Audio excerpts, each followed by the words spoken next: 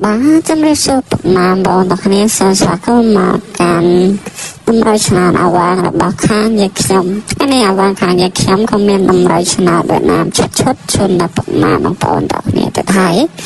តោះយើងទៅសួរតម្រូវឆ្នោតឈុតរបស់អាវ៉ាងយើងទាំងអស់គ្នាអាវ៉ាងឆ្នោតចាញ់អី15អាវងឆ្នោតចាញ់អី44អាវងឆ្នោតចាញ់អី